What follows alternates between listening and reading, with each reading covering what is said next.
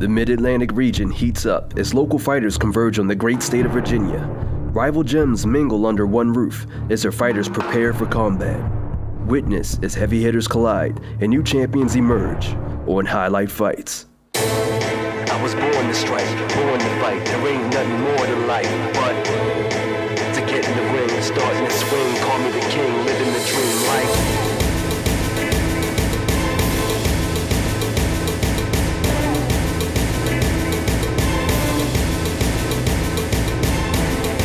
Nobody can stop me. The people they watch me on TV and I see who I'm born to be. I'm a warrior. Don't go to war with me. The first fight is a welcome challenge for battle-tested John Kerman. At the last event, he suffered a smothering loss to an up-and-coming champion. Seeking redemption, John took his training to a new level to get his fight record back in good standing.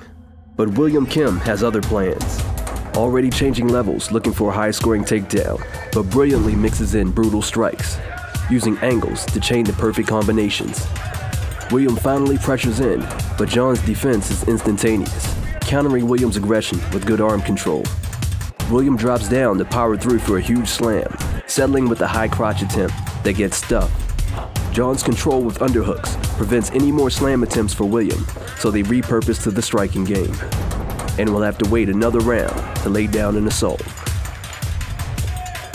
John knows that he can't defend in order to put this fight in the win column, but William's charging aggression is scoring, and his angular approach is outclassing his frustrated opponent, allowing William to patiently find a home for his overhand right. John clinches, but William has an answer, generating leverage off the cage to get the fight back to where he wants it. William is showing that he has all the answers, and John is just one step short. The only way John can win now is by knockout or submission, but William's level-changing approach keeps him safe and allows him to score his way to an almost guaranteed victory. A warrior to the end, John refuses to give up.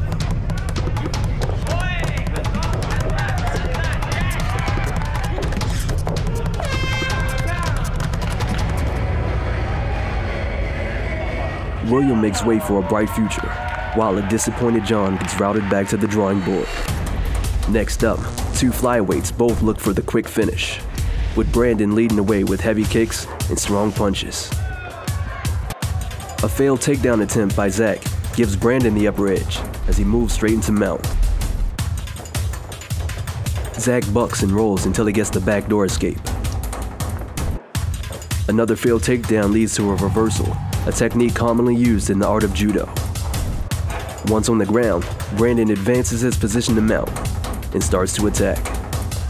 Zach goes for the backdoor escape again and ends up in unsafe headlock position, allowing Brandon to leg over and search for a submission. Zach is able to escape the back mount position, but inadvertently gives Brandon the sweep to set up the armbar submission.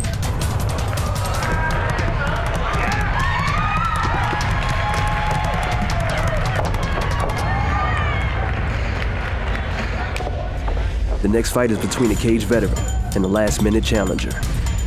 Already stacking up wins in the lightweight division, Joe looks to use his superior grappling and diversified striking to halt all competition. A training partner with John Kerman, Joe is their fight team's last opportunity to claim victory at the tournament, and he's also learned some new tricks in training as well. But Ben wouldn't take this fight on short notice if he wasn't ready to scrap. Both men start off with pure aggression, trading power blows in the pocket.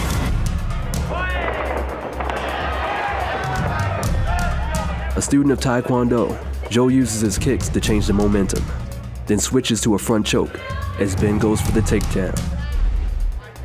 Although on his back, Joe still fights for submissions, and Ben replies with ground and pound. Joe eventually finds his target, but can't hold on to the powerhouse. He keeps fishing for submissions, and Ben keeps punishing the attempts. The action heats back up in round two. Joe transitions from dynamic kicks to powerful knees. Ben gets hip to the kicking attempts and wraps up a leg. Once again, Joe responds with the front headlock, reversing the position. Ben moves inside of kicking range to exchange punches, forgetting about Joe's other close range attack as he falls victim to a left hook and some powerful knees. It seems that the only effective tool that Ben has left is his wrestling. But will it be enough to upset his seasoned opponent? Ben continues to score big with takedowns, topping off with great ground and pound. Joe is able to maintain guard long enough for the ref to restart the fight. And the close-range striking war continues. Will Ben's aggression win him a hard-fought victory? Or will Joe take home a needed win for his fight team? 29, 28, 28, 29, 28, 29. Winner out of the blue corner, Joe McGregor. Next up, two grappling wizards put on a spectacle, and a man destined for greatness gets his goal on Highlight Fights. Today in our spotlight, we focus on an immigrant from a war-torn country who becomes a fighter and truly has the heart of a warrior. I'm different from everyone. I'm different from everyone. I'm different from everyone. I'm different from everyone. I'm different from everyone. I'm different from everyone. I'm different from everyone. I'm different from everyone. I was born in Monrovia, Liberia. With the situation going on with the war and getting closer to the city, we had to make some choices. I was sent to the United States with my father and my brothers and sisters. Basically been bounced around when I first came. Rhode Island, New York, New Jersey, Philadelphia, Pennsylvania, basically. I think for me, I was just an angry young man. Angry for what? I have no reason why I was angry. I was just angry. And it's almost like I had a chip on my shoulder. You couldn't tell me nothing. If anybody told me I couldn't do something, if somebody told me, oh, well, you can't beat me, let's see. It's what has driven me for a long time. It's not until I settled down after college is when I started doing a lot of the dumb stuff. So, yeah, those were some dark years.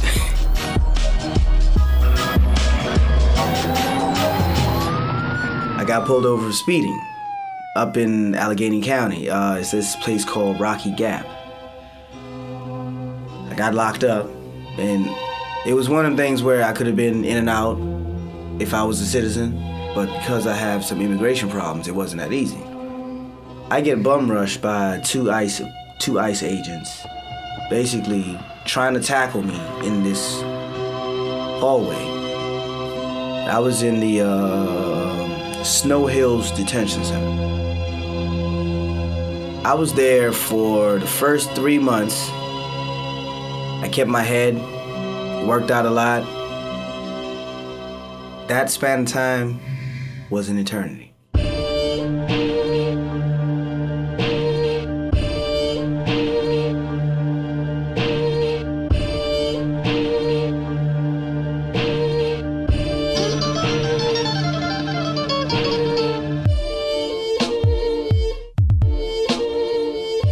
Went in front of the judge, and this man actually sat down and looked at my case. He came back and asked my lawyer one question. Do you want your client to be released? Once he gets the papers, they will have me out of there by 4 p.m.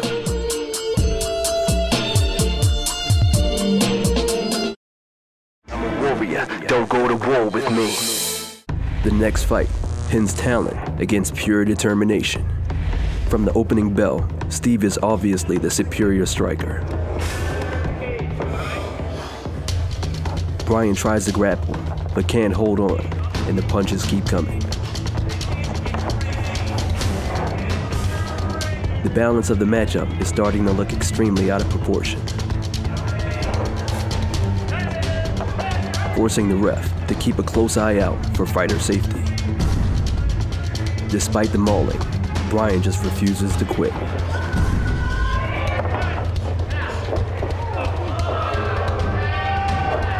To dominate the scoreboard, Steve grabs a takedown at the end of the round. Heart and determination are the only things keeping Brian in this fight. But a basic jiu-jitsu move shows that he has tricks left up his sleeve. No slouch in the grappling department, Steve is able to secure a mount and threaten the choke. A little bit of space gives Brian all he needs to survive, at least for the time being. The bell breathes a last bit of hope for an unlikely comeback. As Brian's light burns dim, Steve begins to shine and undoubtedly outclass. Already on the road to victory, he wants to make his final stand. Showing off his ground game, passing guard, and moving into mount. With nothing to lose, he experiments again with the head and arm choke and makes the same mistake of giving just enough room for a reversal. Brian's last chance to gain the respect of his opponent is quickly stopped by a submission attempt that closes out the fight. Brian's iron will just wasn't enough for Steve's superior technique. Two phenomenal grapplers finally get the opportunity to lock horns in the cage. Tony is known for using his explosive wrestling to set up unorthodox submissions. And Rob uses powerful takedowns to set up his devastating ground and pound. The fight starts standing, but it won't take long for the exhibition to hit the ground. Rob steps through for a hip throw, and Tony counters with an expert-level handstand reversal. Back on the feet, Rob connects clean, forcing Tony to change levels for the takedown. Tony stacks up high in the guard to land ground and pound, seizing the first opportunity to slide into mount and hook over for back control. Rob is unaware of the dangerous choke lurking around the corner.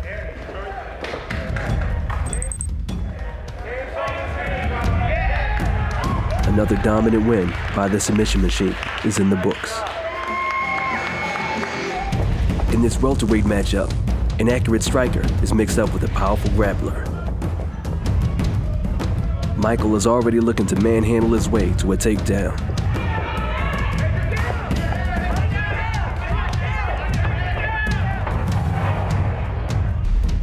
But once they get to the ground, Mark refuses to be dominated.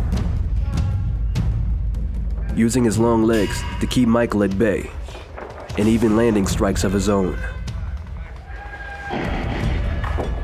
Can he keep the fight standing long enough to work his striking game, while Michael is always changing levels, looking for the takedown or the counter strike?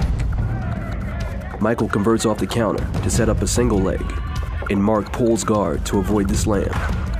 This time using cage pressure, Michael is able to get around the long legs and pass in the side control. He maintains top pressure by moving to the north-south position to appear dominant by the close of the round. Spending most of the fight on his back, this is the last opportunity for Mark to put this competition in his wheelhouse. A little too eager, he injures his foot, and Michael is ready to pounce. That may be the last nail in the coffin for this grappler versus striker matchup. In the final moments, a submission attempt comes out of nowhere. Mark rolls out of danger of the finish, but may face the danger of losing on the judge's scorecard.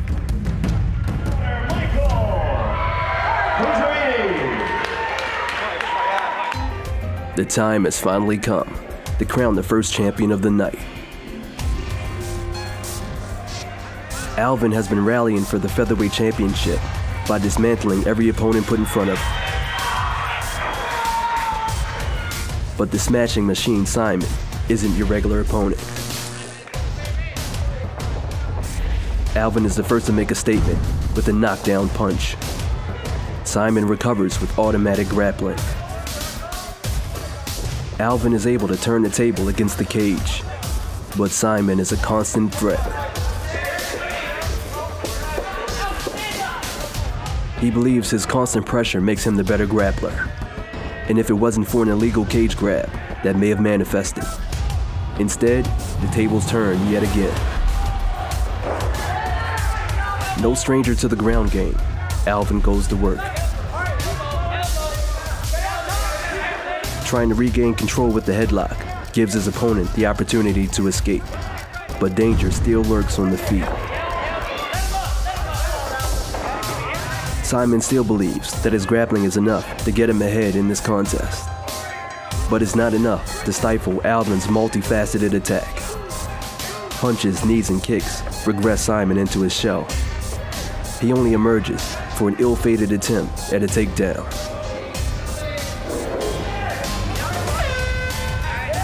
The charge for gold is on, with one man leading and another one fighting to keep up. The sequel picks up without missing a beat, Alvin landing the hard shots and Simon grabbing at air.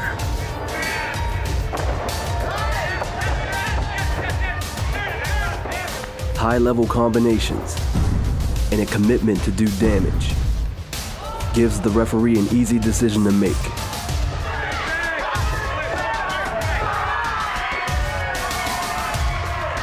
The championship he trained for, the belt he asked for, the title he fought for, is no longer out of his reach.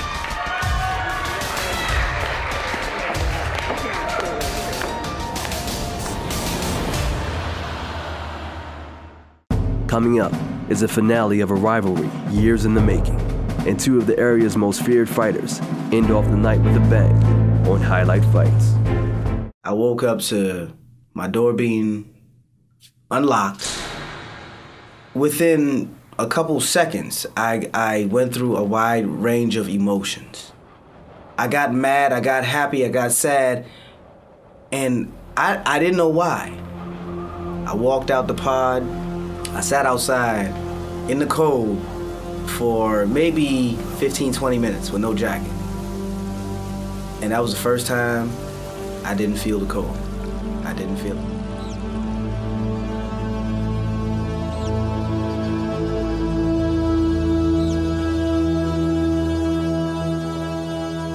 We used to sit down and watch the old UFC, and me being the type of person that I am, to me, that's the first time I've ever researched any school and realized that it was close to me.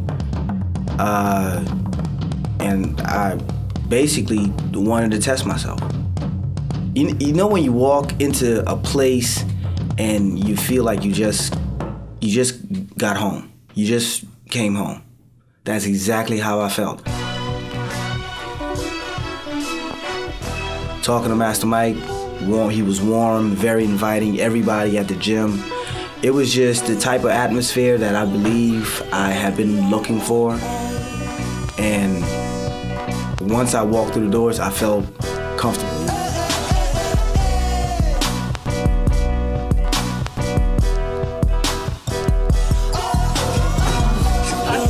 We have a lot of guys at the gym and they're hardcore, you know, and they push me and I push them. Every day, I learn something new. That has been the main reason I've been coming back. Every day, I learn something new. And it might not be anything pertaining to martial arts. Every day was a new experience.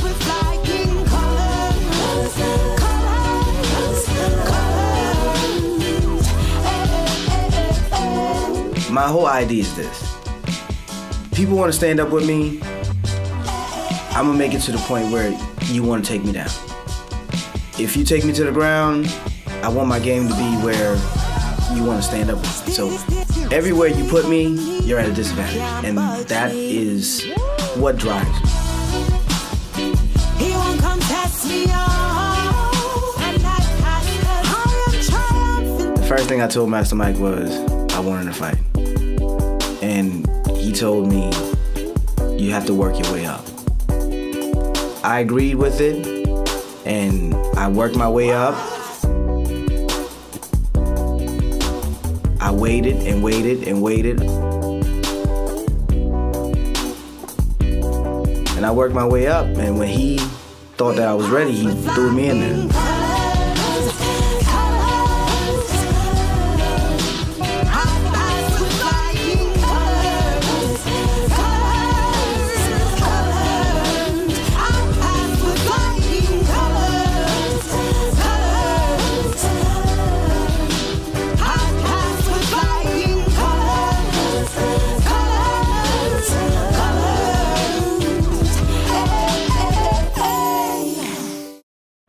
warrior. Don't go to war with me.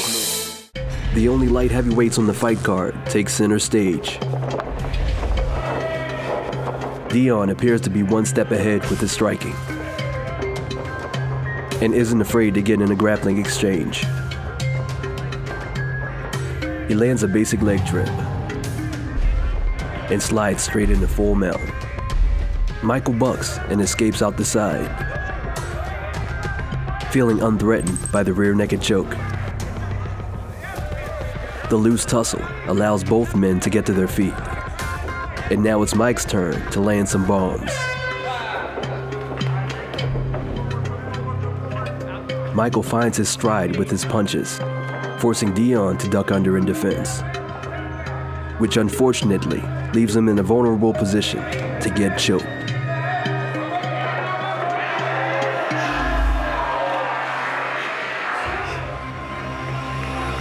Our second title fight is a grudge match, years in the making. Jeff defeated Kyle's teammate in a local fight that became legendary. In Jeff's last fight, he was on the receiving end of another historic beatdown that went viral nationwide. Can he regain his championship ways? Or will Kyle get long-awaited redemption for his teammate? Styles clash as Kyle goes for the Muay Thai clinch, while Jeff goes for the grappler's body lock. A swift inside leg trip is all it takes to change the makeup of the fight. Now Jeff has to both strike and defend the great submissions of Kyle off the ground, with the lingering threat of the triangle choke.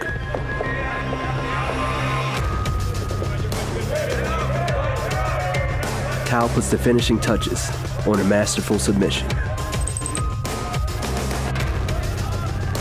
forcing Jeff to call it quits, and a respectful champion to celebrate vindication. The next fight ends in both excitement and controversy, when Sadiq lands a massive overhand right that attracts the referee's intervention. The crowd is entertained, but Jawan is all but impressed. Still, his opponent gets his hand raised. When you put two juggernauts in the main event to fight for a title, you can expect a fight of the night. Both men have annihilated their competition, and the belt will only solidify the title of baddest man on the block. Roz lands the first of many power shots yet to come, and Esram is having no parts of it. Against the cage, both men look to be the hammer, but the one who swings most ends up the one who swings last.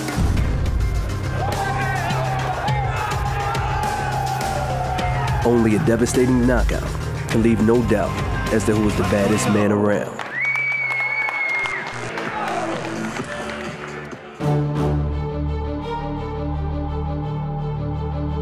Getting ready for a fight is getting ready for a fight. But it's mostly mental. It's mostly mental. If you have a strong mental capacity to make it, to see yourself at the finish line. I like to see myself at the finish line. So the only person who's gonna beat me is me. I might lose the fight, but you're not gonna beat me.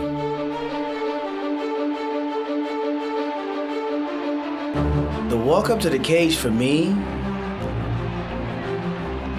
is actually the best.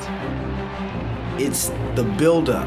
It's the build-up to the climax, I'm about to unleash a whole can of whoop, you know what I'm saying? It's just, yeah. That's when I get excited, because everything that I've learned, everything that I've worked on, everything that I've gone through for however long I've been training for that fight, everything, for me right there is all worth it. It's almost as good as hearing that cage door lock.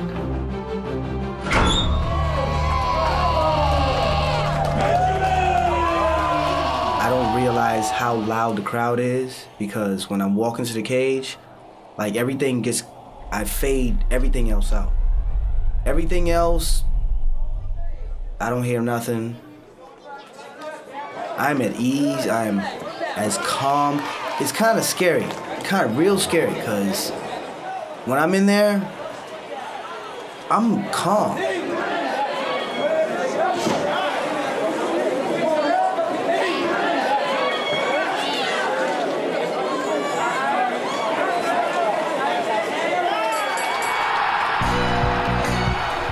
You know, it's like seeing your child born.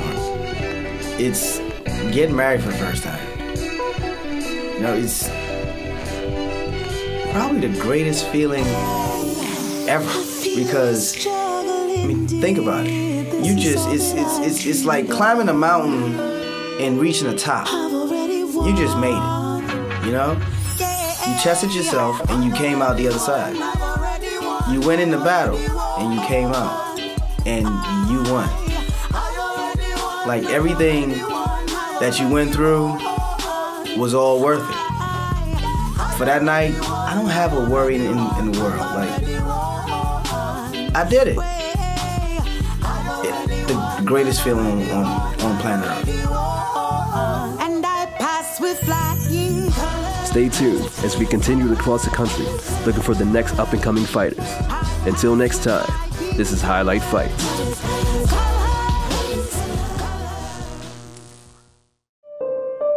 My son is why I fight so hard. If any reason that I have to do it, of course not just do it for myself, but I definitely have to do it for my son. I feel as though I'm the foundation and the hero for my son. And to do the things that I'm doing inside the mixed martial arts world tells him to let him know, follow your dreams and your dreams will come true.